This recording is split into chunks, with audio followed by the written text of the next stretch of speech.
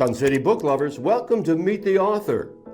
This show is made possible by Sun City Hilton Head Lifestyle Services, giving us a chance to learn more about the books we want to read and the people who create them.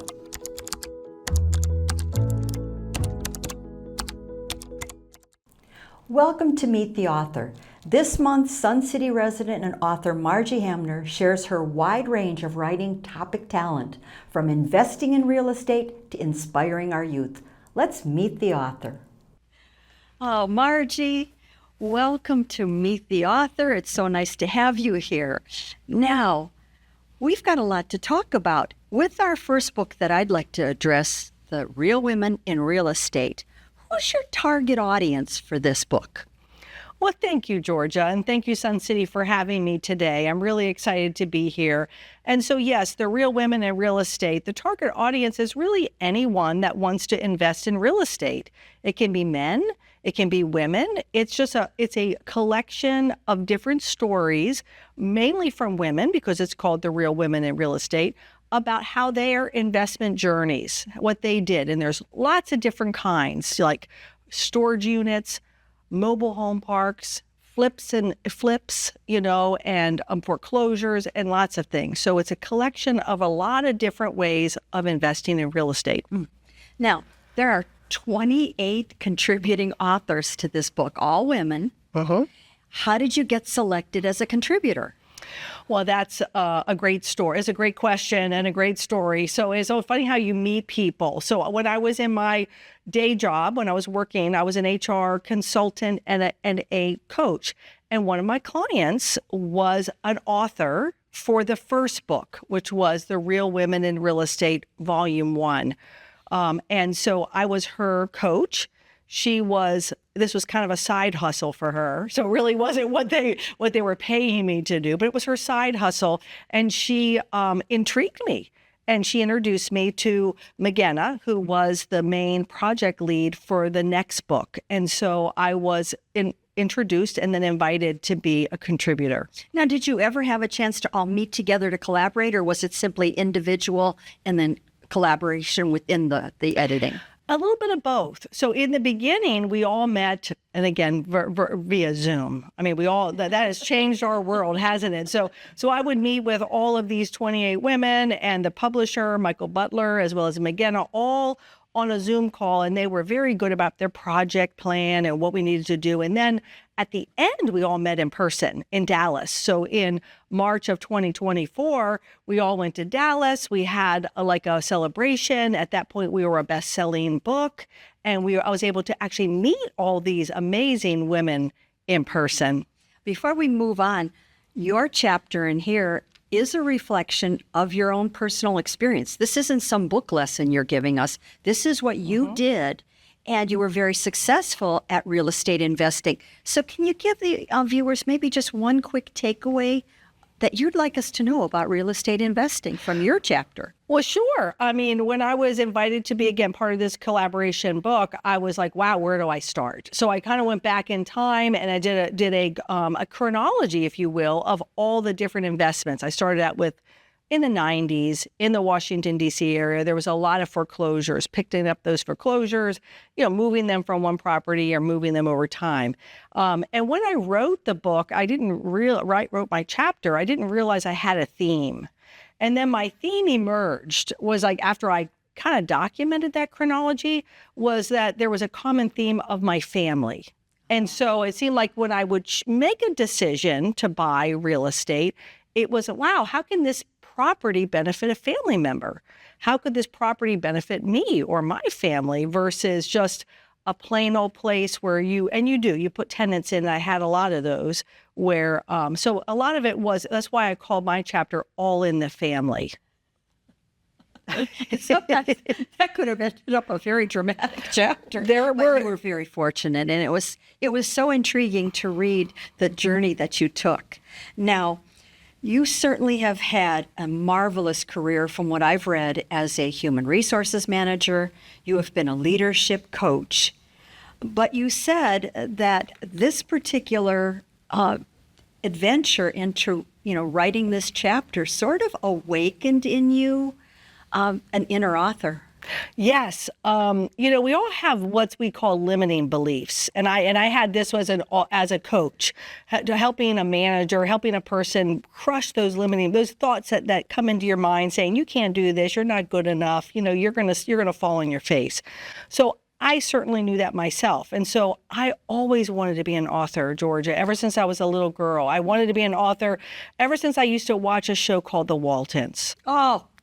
Who didn't know John Boy, John right? Boy. And I imagined myself as John Boy. I would see him sitting at the front of the house at his desk, writing kind of a summary of what happened that day. And again, coincidentally, I grew up with a family of 7. I was not the oldest like John Boy, but I wanted to be a writer, and I let that go. And I let that go in my life for various reasons.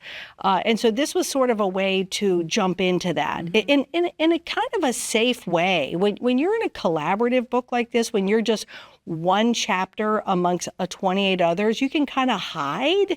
It's not your book. It's like you can be part of a book. So I gained the confidence to be able to eventually step out and create my own book. Now, I have to believe that with the success you've had in your careers, what skills did you sort of draw back on to make this authorship happen? Well, I think a lot of it, in my corporate world, writing was different. I mean, it's policies, it's procedures, it's writing proposals. It's very boring, So this was a completely different kind of a genre. That was a stretch, honestly, for me. So I think a lot of it was learning to step outside of what I already knew to gain into something different. Well, I think when we talk about something that you knew, it should lead us into your second book. And this is Magic Ball of Light, and it's written for children. Now, I have to ask, is it a coincidence that really what we read in Magic Ball of Light, I loved it from page to page, and I go back to it sometimes. Yeah.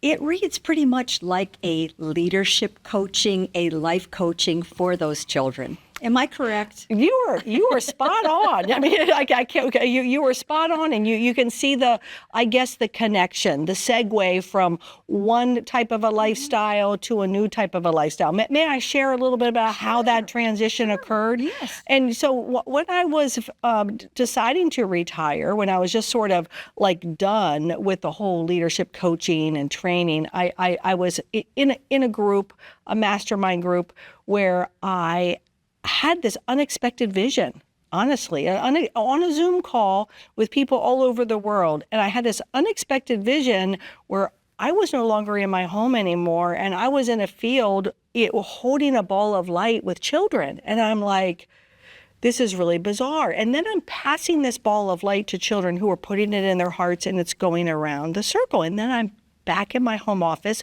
on a Zoom call, and I'm like, that was really weird. And it's like in the middle of the day, and I hadn't had any wine. It was just like, what happened there? And so I was like, that had never really happened to me before. So of course, I sort of scratched my head about it. I didn't really tell my husband about it for a while because I thought he would think I was a little bit loony. And as I contemplated it, I realized, I said, maybe the ball of light is what I already know. What it's already, like what you're saying, what I've been teaching adults in all of these emotional intelligence, it's self-esteem, it's confidence, it's gratitude, it's mindfulness. So these are things that I was teaching in my corporate life, but now I want to teach it to children. And so I created that ball of light being the same thing. Well, it was perfect because it drew on your past experiences, but it relates so well to children because they need that concrete, reaction to what you were telling them in the stories. Now, I have to ask, the central character, Mimi, is she based on someone that you know? Well, I mean, in a sense, she's me. I mean, and so I had money bet on that. I had money bet on that one. Well, you would win the lottery tonight if you hopefully you bet well. But a lot of it was, again, this vision that I saw, and I guess I left out the part where I saw myself moving out of that corporate America business suit into kind of like a hippie-ish, bohemian, gypsy kind of outfit, more welcoming. And more so maternal, though. So maternal. Approachable. Right. Mm-hmm. I wondered if it was you, because it just seemed like it was, because how do your grandchildren enjoy being named? The characters named for them. Yeah, so before I get to answer that question, so then after my husband and I went on a cruise, right, shortly after I had this vision, and we were on a 12-day cruise, and that's where I literally downloaded this book. I wasn't planning on writing a book on a cruise. It just something with the water. It was the timing. And so every day I would write a chapter about a different child. And I have 6 grandchildren. I'm very blessed with that. And so 5 of them are in the book. And many of the stories, some are real, some are fictional. You know, for example, the one with Grace, she's being bullied. She really wasn't bullied at school, but it was like to teach kids what would happen if you were bullied at school, because it's a thing. It's a thing that happens, you know. And Olivia, who has a really messy room, a lot of kids have messy rooms. So, like, what does that feel like? What's that energy when you're in a room like that? You know, you can't concentrate. So I think they like being in the book. And my friend who was the illustrator drew their faces perfectly. Oh. And she had never met them. I just gave her photographs, and she drew their pictures. Oh, it's wonderful. Now, as I look back at what you've done for people, when I looked, I did a lot of research and, about the company that you were in with your leadership things. And then, of course, the tributes that people said, about how you've affected their life. I wondered, were you that fortunate when you started this writing career? Do you have someone sort of coaching you and being your mentor? That is such a great question, and I wish I could tell you that yes, there was this person who was my guiding light. I guess I could say my husband was one, because he's a natural writer, and I would always, give him things to look at. But I've learned, since I sort of did this by the seat of my pants, honestly, this whole thing happened. This whole thing of writing this book, which having the vision created this one. I sort of did it by the seat of my pants. So now I'm in a writing group. Now I have a mentor. But in the beginning, I didn't, because, you don't know that you don't know that you could be better. Well, it's like I will tell you that you kind of like moved into this beautiful literary area.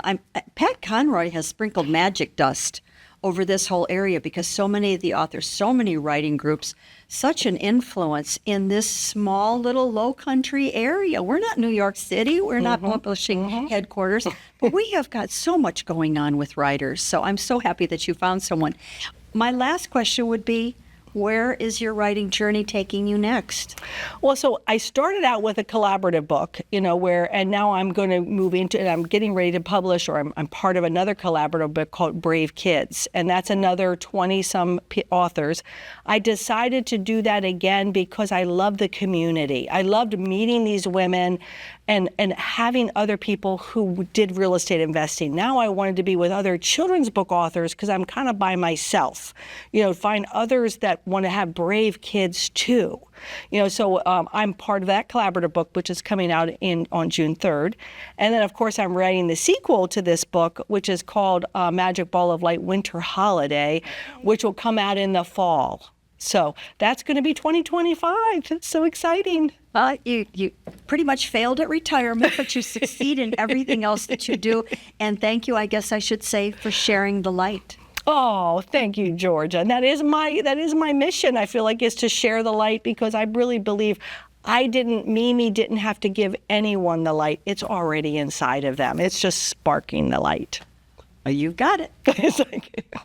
So we all met via Zoom, in the beginning. We all Everybody know what Zoom is now. We didn't know what Zoom was before COVID, but now we all know what Zoom is. So we all met via Zoom to be part of this project. And then when it launched in March of 2024, I met them in person in Dallas. We all went to Dallas. We had a big party, a big celebration. We were all interviewed on TV, and I'll show you some of the pictures on that. So it was really quite exciting. So that's a little bit about the big picture of the book. So it's great if you ever want to get into real estate investing and kind of see how other women have done it. A lot of them have a lot of really amazing stories. A lot of them are immigrants. A lot of them are, single women. They, just, amazing stories that you can do it. So, and that's sort of how mine started as well. I was a single mom living in the Washington, D.C. area. My daughter's back there with the granddaughter, so she's right here. But I was a single mom, and everybody ever watch a Carlton Sheets infomercial? Does anybody even know what I'm talking about? Like, you're up at night. Remember infomercials back in the day, and you wake up in the middle of the night and you turn it on, and there's Carlton Sheets talking about he's sitting by a pool, he's rich, and he's a real estate investor. I'm like, I want to be like him, but how am I going to do that? So you just start. And I just started, and I found I had a friend who was also doing this as well, and I started buying foreclosures. And this is, again, in the Washington, D.C. area, late 1990s. Things were, not great at that time. A lot of foreclosures, VA foreclosures, Veterans Administration, HUD administration foreclosures. You could get stuff cheap. But I had good credit. So I was able to leverage that to buy the one and then buy the two, and so forth, to move on. To be able to grow that real estate business. Eventually, you'll see I have a couple other pictures. I did something that's called a 1031 exchange. Anybody know what I mean by that? So lots of people realize, okay, so you sell a property and you don't want to pay capital gain. So you roll it into another property. Sold a place, and I had to roll the money again, that 1031 exchange, into this condo. And this is actually it here. We were down here on the end. It was called Mystic Point. So we were ocean block, not ocean front. But hey, we owned that place for like 20 years. Then after my friend, remember I was telling you the lady I was coaching who had the side hustle to do real estate, she introduced me to this whole world of multifamily. I'm like, did anybody ever play Monopoly and you wanted to have an apartment building? I wanted an apartment building. When I was a little girl, I played Monopoly, and I wanted an apartment building too. But how was I going to buy an apartment building? So she showed me, and again, many of the women in this book buy apartment buildings. Because we don't buy apartment buildings, we buy a share into an apartment buildings. And so I was able to learn through the ladies in this group how I could use my 401k money or my IRA money to invest in an apartment building. So I have investments into, they call it Texas 3-pack because they're in Houston and Austin. So I didn't even have to use my own cash. Here's some pictures from our kickoff. So this gentleman here is the Michael Butler. He's the publisher of the book, The Real Women in Real Estate. McGenna here is this lady. She's in New York. Isn't she beautiful? She's like a model. And Brooke is from California. The lady over here, she's a doctor in Florida. She's also an author. This lady here is in Atlanta. She's like a stager, like for high-end homes. So there's just all women of all walks of life, but we all had the same thing in common of real estate investing, and all different kind of ways, different women with different flavors and different kinds of investing. And it was really cool to kind of learn how they did that. So I always wanted to be a writer. So you're probably wondering, okay, so she wrote this real estate book, and now she's going to talk about a kid's book. Like what is that about, right? And so when I was a little girl, so this is a picture of me probably when I was like 12. Who remembers this TV show? So I wanted to be like John Boy, because I was one of 7, but I was the 5th of 7. I wasn't the oldest. But what did John Boy do? Does anybody remember what did John Boy do in the show? He was a writer. And he would record, like you'd see him at his desk at the end of the day. He'd have has his light, everybody's in bed asleep, he has his light on, and he's writing like what happened that day, writing what happened in his family. Again, it's kind of like a theme here. So with his family, he wanted to be a writer. And so I wanted to be a writer too, and I kind of missed that boat. And I'll explain why in a minute when I talk a little bit about this. So I think when I feel like this book was sort of like I could ride my training wheels. I could hide behind the other 20-some people in the book. It wasn't my book. I could just be one of the authors and not the author. So it was, and it became a bestseller, and it was a great experience. I thought, well, gosh, if I can do that, maybe I could do something else. So it's never too late to fulfill your dream. So because I wrote this when I was in my 50s. In my journey of becoming an author, like I said, I always wanted to be an author when I was a little girl, and like John Boy, I had a vision. Okay, and this is like something that I don't share pretty readily. I was on a Zoom call in my house, on a Zoom call, and the next thing you know, I'm not in my house. I am like in a field with children holding a ball of light. And I'm taking this ball of light and I'm passing it to the children, and they're putting it in their hearts.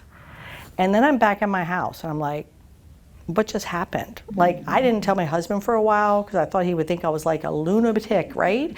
You know, and so I was like, what just happened to me? What is all that about? So it's a Zoom call. I mean, it's like, you know, can something like that happen, you know? And so I was wondering, what was this ball of light all about? And so I said, well, is that, anybody here do Reiki? And I don't, you know, I wanted to kind of learn about Reiki and learn about Qigong. And since then I've joined the Qigong group here. Anybody here in Qigong? I've joined the Qigong group, which I really like, because I didn't know what it meant. I didn't know what this ball of light was. So my husband and I then went on a cruise, like in the January of the next year, and it was like a 12-day cruise. We went from Baltimore all the way down to the Caribbean, and I literally downloaded this book.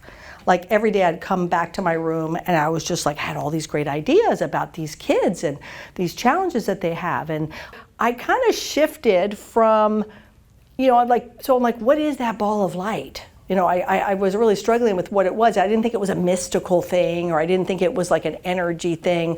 It was really everything I've been teaching adults in workplaces. Things like how to be confident, how to have self-esteem, how to manage your emotions. I used to do a lot of leadership coaching. Anybody ever have a boss who was just not really nice to you, or a boss who just didn't talk to you? You know, because you know, they didn't have emotional intelligence. So I feel like that's what I put was the ball of light, was just basic skill sets that I think that everybody should have. And so I put them in stories, and I launched this past August, and it became an Amazon bestseller. I had a lot of help to do that because I didn't know how to do it, because again, other people did it before. I could just be one of 28 people here. Now I had to do it all by myself. So I had to find somebody to do the cover. I had to find someone to help me edit it. I had to find someone to help me to do all the parts of I call it like the wizard behind the scene. So when you launch a book, there's somebody who's kind of pushing it out there on that day, and you're competing with everybody else that's launching on August 1st. And so I was able to get to the bestseller status with 5-star reviews. Again, I had to have people help me to do that because I didn't know how to do it. So when I saw this ball of light, I'm like, well, what am I going to do with that? So I said, well, how about a summer camp? You know, they're in a field, you know. I always wanted to go to summer camp. We never went to summer camp. I mean, there were 7 of us. We couldn't afford to do that, but I always wanted to go to summer camp. So, you know, I decided to do like several different chapters. So the first one is about exactly what I share with you. The kids go to a camp, they go in a field, they get a ball of light, they put it in their hearts, they walk away, and they're shining their light. The next one is Be Yourself, which is about Louisa, and she wants to be a writer, but her siblings laugh at her, so she shuts down her dream of being a writer. or she thinks she's going to shut down her dream, but she taps into the light and remembers what she really wants to be. And then we've got courage. We have a little boy who has a serious health condition, and he's in the hospital, and he taps into the light to get courage for that surgery. And we have bullying. That was not a true story, the bullying of Grace, but a lot of kids are bullied at school. I mean, it's like a common thing today. It's even social media bullying. There's a lot of bullying. So I did a chapter on bullying and how this little girl, Grace, she pretends she has a stomach ache. She pretends she doesn't want to go to school because she doesn't know how to tell her mom and dad she's been bullied. So eventually she taps into the light she received at the camp, and she draws out her feelings. So she draws out how she feels sad and how she feels angry. And then she's able to tell her mom and dad she's been bullied at school. And so on the chapter 2, this is Louisa, as I mentioned, she's really, remember I told you how I wanted to be a writer?